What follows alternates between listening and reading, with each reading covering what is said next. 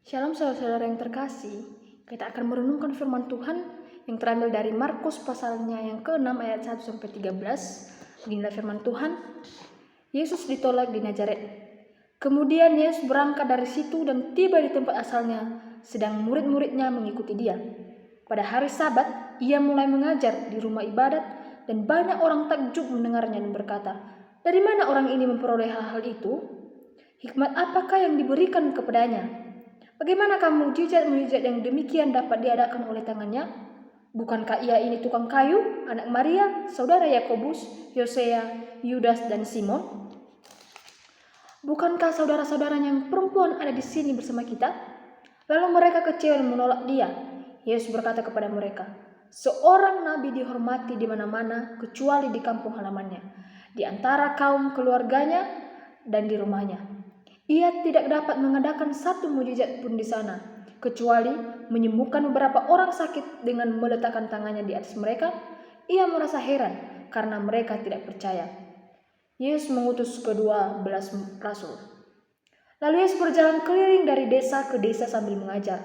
Ia memanggil ke-12 murid itu dan mulai mengutus mereka berdua-dua. Ia memberi mereka dengan kuasa atas roh-roh jahat dan berpesan kepada mereka supaya jangan membawa apa-apa dalam perjalanan mereka kecuali tongkat saja, roti pun jangan, kantong perbekalan pun jangan, uang dalam ikat pinggang pun jangan. Boleh memakai alas kaki, tetapi jangan memakai dua baju. Katanya kepada mereka, "Kalau di suatu tempat kamu masuk ke dalam suatu rumah, tinggallah di situ sampai kamu berangkat dari situ. Kalau ada suatu tempat yang tidak menerima kamu dan tidak mendengarkan kamu, keluarlah dari situ dan kebaskanlah debu yang di telapak kakimu sebagai kesaksian terhadap mereka. Lalu pergilah mereka memberitakan bahwa orang harus bertobat, dan mereka mengusir banyak setan dan mengoles banyak orang sakit dengan minyak dan menyembuhkan mereka."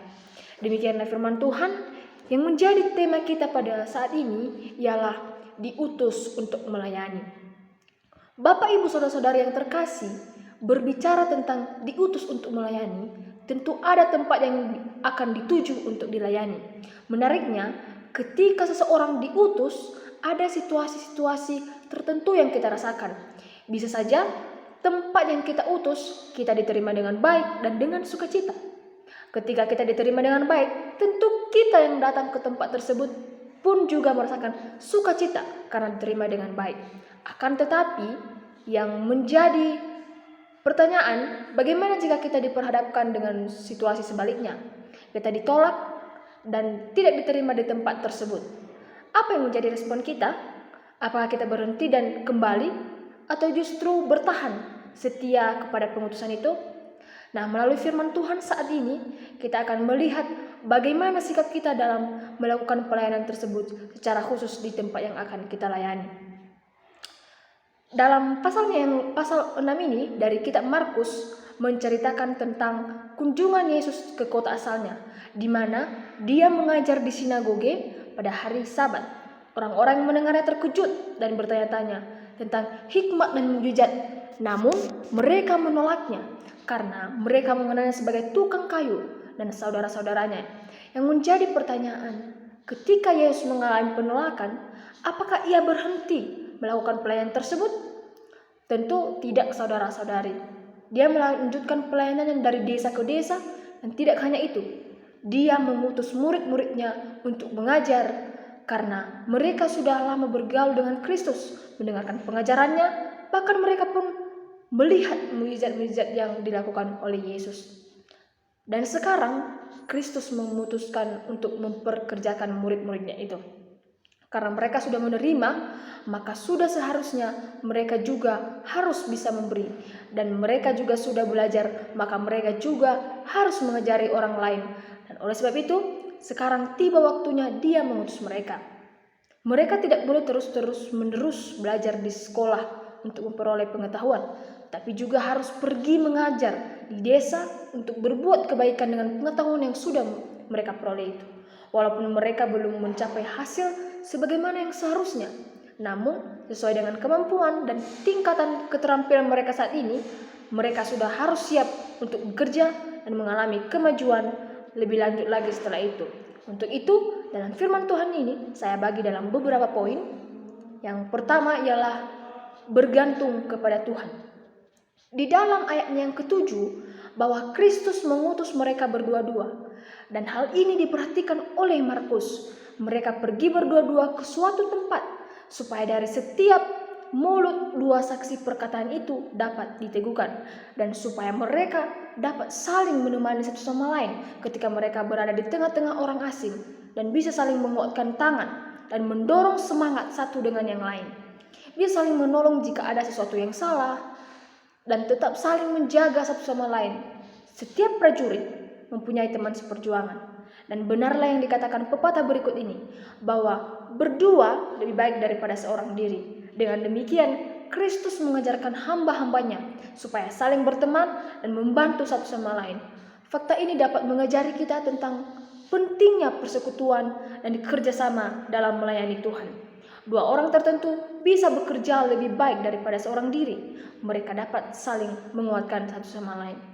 Selanjutnya, Kristus memberi mereka kuasa atas roh-roh jahat. Dia mengutus mereka untuk menyerang kerajaan iblis dengan memperlengkapi mereka dengan kuasa untuk memberikan contoh bagaimana pengaruh iblis itu dihancurkan di dalam jiwa-jiwa manusia melalui ajaran yang mereka sampaikan, supaya iblis diusir keluar dari tubuh orang-orang yang dirasukinya. Mereka tidak boleh membawa perbekalan. Lalu, bagaimana mereka memenuhi segala keperluan dan kebutuhan? Ya, dengan cara mereka harus bergantung kepada Allah. Dengan demikian, Yesus memang ingin mengajar mereka beriman bahwa Allah sanggup menyediakan keperluan mereka. Kristus memerintahkan mereka untuk tidak membawa bekal, baik itu berupa makanan, minuman, maupun uang, supaya kemana-mana pun mereka pergi, mereka tampak seperti seorang yang miskin. Dalam Matius dan Lukas, mereka dilarang membawa tongkat, yaitu tongkat untuk berkelahi. Tetapi di sini dalam Markus, mereka dilarang membawa apapun kecuali tongkat, yaitu tongkat untuk berjalan. Seperti yang dibawa para peziarah. Mereka tidak boleh memakai sepatu, hanya sandal yang cuma berupa sol sepatu yang diikatkan di bawah kaki mereka, atau seperti sepatu kulit yang ringan atau sandal jepit. Mereka harus pergi dengan mengenakan pakaian seadanya dan sesederhana mungkin, dan tidak boleh membawa dua baju, karena waktu yang akan mereka habiskan di luar itu singkat. Mereka juga harus kembali sebelum musim dingin, dan apa yang mereka inginkan akan disediakan dengan senang hati oleh orang-orang yang mereka ajar. Jadi, murid-murid Yesus tentang dalam hal ini tidak mengandalkan diri mereka, tetapi mereka hanya bergantung kepada Tuhan saja dan mengandalkan Tuhan dalam perjalanan mereka. Poin yang kedua, siap untuk diutus. Kristus juga memberikan kepada mereka arahan, yaitu ketika mereka mendatangi tempat di mana mereka melayani, dan rumah pertama yang akan mereka datangi itu akan menjadi tempat utama mereka, yang artinya mereka harus tinggal di situ dalam beberapa saat sampai mereka berangkat lagi dari tempat itu. Untuk itu, kita juga tahu bahwa kita datang untuk sebuah tugas yang bisa menerima kita untuk melakukan pelayanan.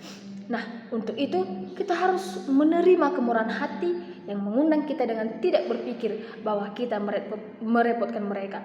Lalu, begitu juga sebaliknya, ketika kita ditolak atau tidak diterima di suatu tempat yang tidak mau menerima kamu, atau kalau mereka tidak mau mendengarkan kamu, keluarlah dari situ. Jika yang satu menolak, maka yang lain akan pasti menerima kita. Setelah Yesus mempersiapkan mereka, mereka pun pergi memberitakan pertobatan, bahwa mereka harus mengubah pikiran mereka dan membarui kehidupan mereka. Mengingat kerajaan Allah sudah semakin mendekat. Perhatikanlah bahwa para pemberita Injil haruslah mempunyai rancangan besar, bahwa maksud utama dari pemberitaan Injilnya itu adalah untuk membawa orang bertobat, supaya mereka mempunyai hati baru dan cara hidup yang baru, mengusir setan-setan dan menyembuhkan yang sakit. Dengan melakukan semua itu, mereka menunjukkan bahwa kerajaan Allah datang dengan kuasa. Nah, saudara-saudara yang terkasih, yang menjadi aplikasi dalam kehidupan kita ialah ketika kita diutus untuk melayani, mungkin ada banyak situasi dan kondisi, baik yang buruk dan yang baik, yang akan kita hadapi. Dan supaya kita bisa kuat dalam melayani, kita harus terus mengingat bahwa kita sebagai seorang pelayan Tuhan harus hidup terus bergantung kepada Tuhan, supaya kita terus kuat di dalamnya dan pengutusan kita tidak berakhir dengan sia-sia, melainkan ada hasil baik dari diri kita sendiri, terlebih kepada jemaat yang akan kita layani. Kiranya Tuhan menguatkan kita dan terus bergantung dan mengandalkan Tuhan dalam setiap pengutusan kita untuk melayani umatnya. Demikianlah firman Tuhan, kiranya memberkati kehidupan kita. Terima kasih. Shalom.